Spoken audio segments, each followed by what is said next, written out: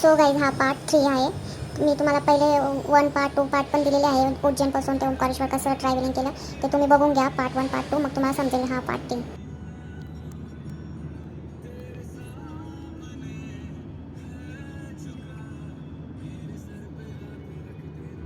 Sorry guys, मी रूमवर पोचल्याचा video नाही बनवला कारण की आम्ही खूप थकून गेलो होतो. मग आम्ही पोचलो, फ्रेश वगैरे झालो, जेवण करायला गेलो. जेवण करून आल्यावर हा व्हिडिओ बनवला आहे मी.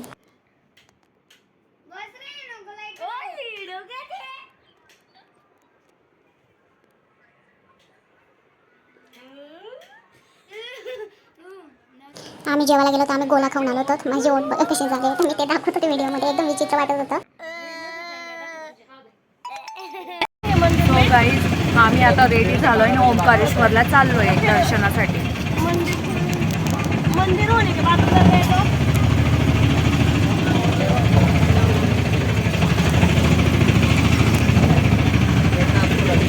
आता आम्ही पहिले आलोय ममलेश्वर महादेव मंदिरात आलोय.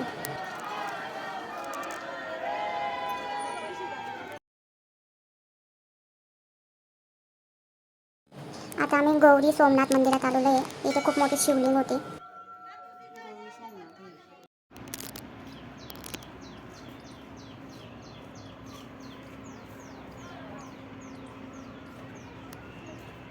गौरी सोमनाथ मंदिराजवळ हनुमान दादाचं पण मंदिर होतं. असं आम्ही आता ओंकारेश्वरचं दर्शनाला चाललो. इथे हा झोला पूल म्हणला जातो. झोला पूल आहे हा.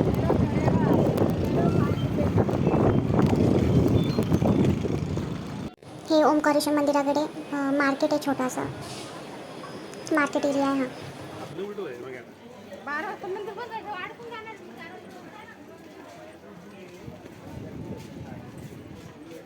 आम्ही आता लाईनमध्ये उभो आहे दर्शनासाठी. एवढी मोठी लाईन आहे, खूप मोठी लाईन आहे. आम्हाला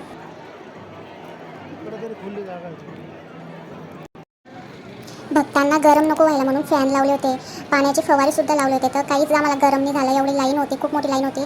गरम नाही झालं, व्यवस्थित होतं सर्व. पाणी वाटप सुद्धा चालू होतं ओंकारेश्वरला. खूप छान व्यवस्था केली त्यांनी. आणि आम्ही तसं वरती जात होतो. तसं वरतून हा नजारा मस्त वाटत होता. नर्मदा नदीचं दर्शन होत होतं.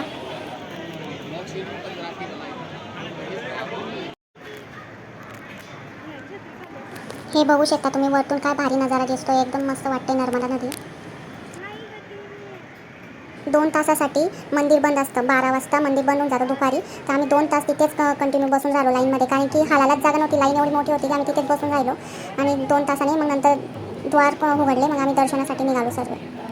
असं म्हणलं जातं महादेव तिथे विश्राम करतात 2 तासासाठी, असं सांगत होते.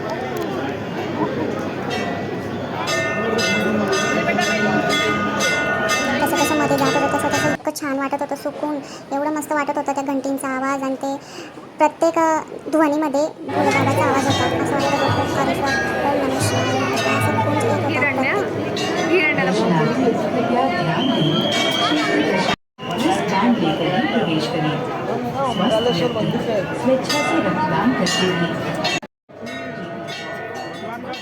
फायनली मध्ये आलो आम्ही. 5 तासाने मध्ये आलो. 5 तास लागले आम्हाला दर्शनाला.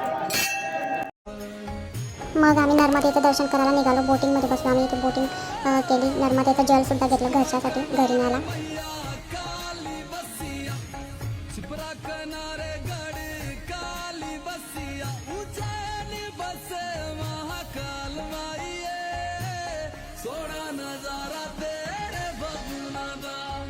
मी इथे नर्मदेमध्ये काही सिक्के टाकले, थोडे सिक्के टाकावे म्हणून. मग मी सिक्के टाकले तिथे नर्मदेमध्ये.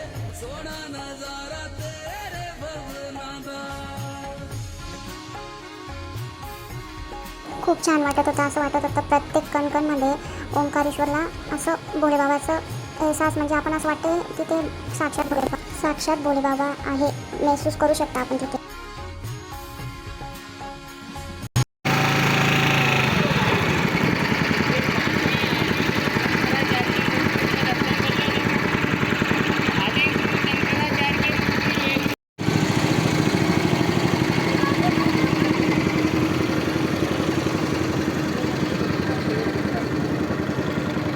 याच्यामध्ये बघू शकता माझी आई किती खुश आहे, किती मस्त. म्हणजे आईला पण फिरायला भेटतं दर्शन करायला.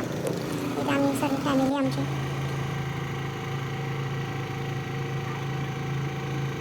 मग आम्ही दर्शन करून खूप थकून गेलो होतो. रूमवर गेलो आणि रेस्ट केलं थोडं. मग दुसऱ्या दिवशी आम्ही डायरेक्ट ट्रेनमध्ये, तुम्हाला व्हिडिओ दाखवत आहे, ट्रेनमध्ये आम्ही घरी जाताना हा शेवटचा व्हिडिओ होता. हा माझा इथे व्हिडिओ संपले सर्व. हे मुलं सर्व मस्ती करतात ट्रेनमध्ये. माझे भाचे